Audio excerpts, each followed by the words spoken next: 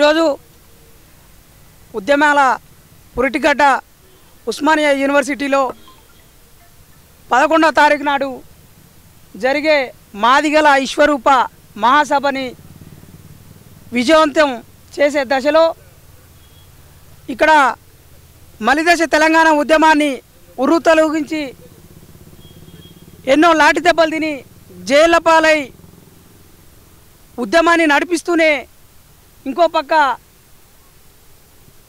BRS party చేతిలో ఎక్కువ నష్టపోయి వాళ్ళ జీవితాలన్నీ ఆగమై ఈ యొక్క ఉద్యమ వీరులు అదేవిధంగా ఎన్నో ఉద్యమాలని ఇప్పుడు నడిపిస్తున్నటువంటి ఉస్మానియా విద్యార్థి నాయకులతో విశ్వరూప మహాసభ గురించి వాళ్ళ యొక్క అభిప్రాయాలను తెలుసుకుందాం. ముందుగా ఉస్మానియా విద్యార్థి నాయకుడు నాగరాజ్ చక్రవర్తి గారితో మాట్లాడదాం. సామాజిక ఉద్యమాల పితామహుడైనటువంటి మాన్యశ్రీ మందకృష్ణ మాదిగ గారు ఈ నెల 11వ తారీఖు రోజు విశ్వరూప మహాసభ అని చెప్పేసి సభ పెట్టడం జరుగుతుంది. ఆ సభ యొక్క ప్రధాన ఉద్దేశం ఏంటంటే మాదిగ ఉపకులాలు అదే ఎస్సీ ఉపకులాలందరికీ ఏబిసిడి వర్గీకరణ కావాలని చెప్పేసి తన ఒక న్యాయమైన డిమాండ్తో ఆ సభ పెట్టడం జరుగుతుంది. ఆ సభకు ఉస్మానియా విద్యార్థుల పక్షాన అదేవిధంగా నా పక్షాన కూడా సంపూర్ణ మద్దతు ప్రకటిస్తున్నాం. ఉస్మానియా విద్యార్థులు ఎప్పుడైనా ఒక న్యాయమైన డిమాండ్ పైన ఖచ్చితంగా ఉంటారని చెప్పేసి తెలియజేస్తాం. కోసం ఫైట్ చేస్తున్న ఉస్మానియా విద్యార్థి నాయకుడు ఆయన మాటల్లో తెలుసు. నవంబర్ 11 పరేడ్ గ్రౌండ్ వేదికగా ఏబిసిడి వర్గీకరణ కోసం గౌరవ మందకృష్ణ మాదిగ గారి నాయకత్వంలో ఈ భారత ప్రభుత్వ అధినేత ప్రధానమంత్రి మోడీ గారు ముఖ్య అతిథిగా వస్తున్నటువంటి ఒక సభ విశ్వరూప మహాసభ మాదిగ ఉపకులాల యొక్క విశ్వరూప మహాసభను విజయవంతం చేయాల్సిందిగా ఉస్మానియా యూనివర్సిటీ నుండి ప్రజలందరికీ కూడా పిలుపు చేస్తున్నాం. ఎందుకు ఈ సభ జరుపుకుంటున్నాం అనంటే 140 కోట్ల జనాభా ఉన్నటువంటి భారతదేశంలో 6,000 కులాలకు పైగా ఉన్నటువంటి భారతదేశంలో భారత రాజ్యాంగం చిట్ట చివరికి వ్యక్తికి కూడా న్యాయం జరగాలి అనే ఉద్దేశంతో భారత రాజ్యాంగ రూపకల్పన అనేది జరిగింది.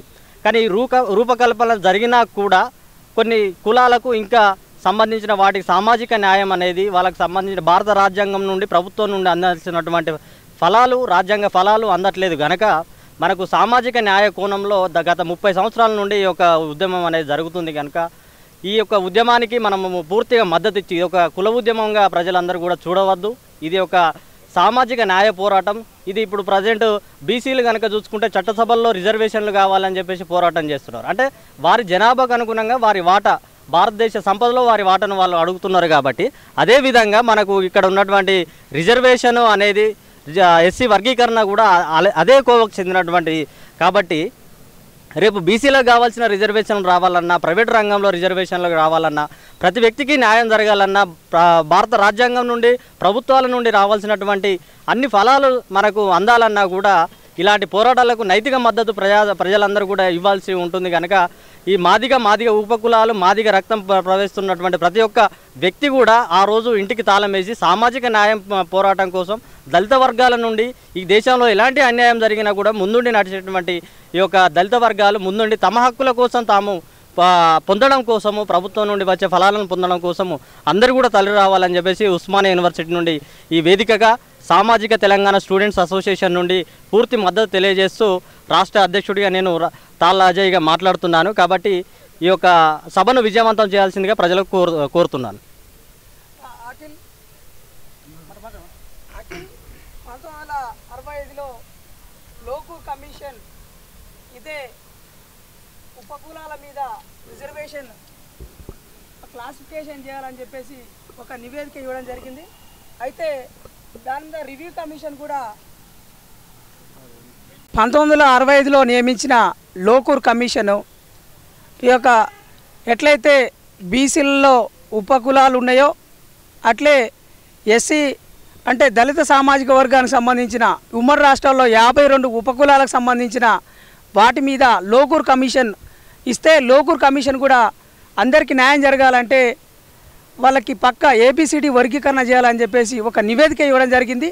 దాని తర్వాత ఉషా మేరా కమిటీ కూడా శాస్త్రీయబద్ధంగా న్యాయబద్ధమైన డిమాండ్గా చెప్తూ ఏబిసిడి వర్గీకరణ మీద చట్టసభల్లో పక్కా దాని మీద ఒక బిల్లు తీసుకొచ్చి దాని మీద న్యాయబద్ధమైన ఒక చట్టం తీసుకురావచ్చు అని చెప్పేసి సుప్రీంకోర్టు కూడా తీర్పు ఇవ్వడం జరిగింది.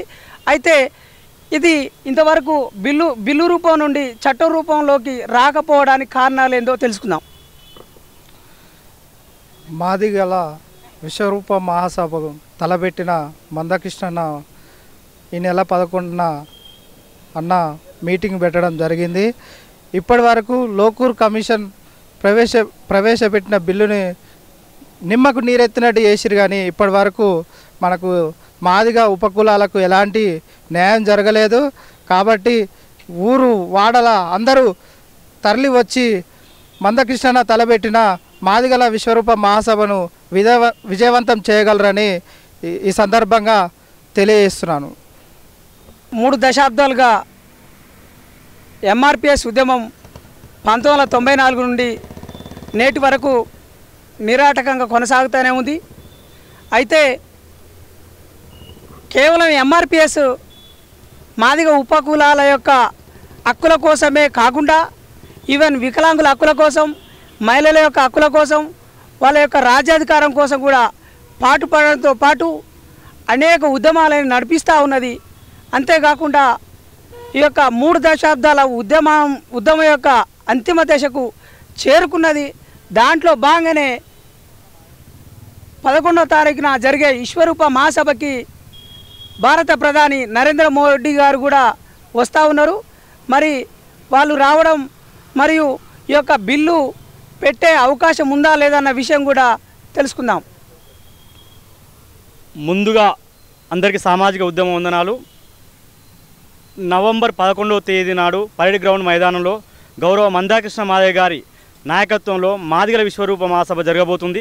ఈ సభకు ప్రతి ఒక్కరూ తమకు తాముగా తమ కర్తవ్యం అందరూ కదిరాలని మనం దేశవ్యాప్తంగా ఉన్న మాదిగ బిడ్డలకు, విద్యార్థులకు, విద్యావంతులకు, మేధావులకు, ప్రజాస్వామిక వాళ్ళందరికీ మేము విజ్ఞప్తి చేస్తూ ఉన్నాం. ఉస్మానియా వేదిక నుంచి విద్యార్థి నాయకులుగా, విద్యార్థి సంఘాల నాయకులుగా మరియు జాతి బిడ్డలుగా ఈ సభ యొక్క నేపథ్యం ఏంటంటే, ఈ సమాజాన్ని తెలిసిందే గత 33 దశాబ్దాలుగా గౌరవ మందకృష్ణ మాదిగ గారి నాయకత్వంలో మాదిగల హక్కుల కోసమై, మాదిగ ఉపకులాల హక్కుల కోసమై సుదీర్ఘంగా ఎన్నో పోరాటాలు, ఎన్నో ప్రాణత్యాగాలు, మరెన్నో పోరాటాల ద్వారా ఈ తుది దశకు వచ్చిందని మేము అనుకుంటున్నాము. ఈ క్రమంలో గౌరవ మందకృష్ణ మాదిగ గారి నాయకత్వంలో నవంబర్ 11వ తేదీన చివరి ప్రయత్నమో చివరి ఘట్టంగానో మేము భావిస్తున్నాం. గౌరవ ప్రధాని మోడీ ముఖ్య అతిథిగా రేపు రాబోవు ఈ సమావేశం ద్వారా మాదిగ ఉపకులాల ఆకాంక్ష వర్గీకరణ అంశం నెరవేరుతామని మేము అందరం ఆకాంక్షిస్తున్నాం.